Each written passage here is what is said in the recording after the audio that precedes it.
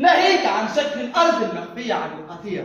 نحن لا نعلم من يحرك الخيوط ويسقط الدول ويتحكم في الاقتصاد ويمارس الضغط. نحن لا نتعلم أسرار الحروف من الكلمات، بل من وسائل الإعلام. الإعلام الفاسد هو اللي يزيف ويبدل في الحقائق. الإعلام الكاذب هو كم الذبان مكشكل في كل تركيبة.